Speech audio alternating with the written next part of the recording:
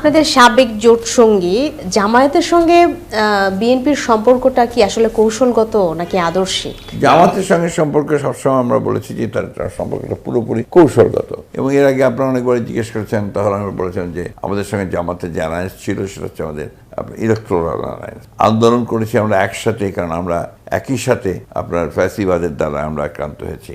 তাদের অনেক নেতা প্রাণ দিয়েছেন, তাদের ফাঁসি হয়েছে, অন্যায়ভাবে মিথ্যা মামলা হয়েছে, অসংখ্য অত্যাচার নির্যাতনের শিকার তারা হয়েছেন, আমরা হয়েছি। বলে একসাথে আমরা আন্দোলন করেছি দীর্ঘদিন। পরবর্তীকালে কৌশলগতভাবে আমরা এককভাবে চলার নীতি গ্রহণ করেছি, এবং আমরা যৌথ যেটাকে আমরা বলেছি যে আপনার যুগপৎ আন্দোলন, সেই যুগপৎ আন্দোলনের দিকে আমরা গেছি, এবং সেই হিসেবে এখন পর্যন্ত কিন্তু আমরা ওই অবস্থাতেই আছি। এই মুহূর্তে বিএনপির সবচেয়ে বড় রাজনৈতিক প্রতিপক্ষ কারা?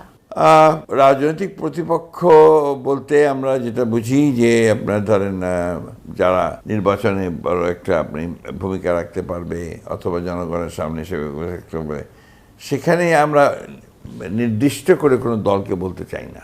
এখন এই মুহূর্তে আমরা মনে করি বিএনপি বলুন অন্যান্য রাজনৈতিক দলগুলো সকলের লক্ষ্য একটাই, সেই লক্ষ্যটা হচ্ছে বাংলাদেশে একটা নির্বাচন অনুষ্ঠান করা এবং একটা স্থিতিশীল সরকার তৈরি করা জনগণের সাপোর্ট নিয়ে, এবং সেই গণতান্ত্রিক পদ্ধতিতে ফিরে গিয়ে গণতান্ত্রিক উপায়ে রাষ্ট্র পরিচালনা করা। এ ব্যাপারে কিন্তু আমি মনে করি যে সমস্ত রাজনৈতিক দলগুলি একই মত পোষণ করেন এবং তারা সেই লক্ষ্যে কাজ করছেন। তো এখানে এই মুহূর্তে এখন আমরা সেভাবে প্রতিপক্ষ হিসেবে কাউকে চিহ্নিত করতে চাই না।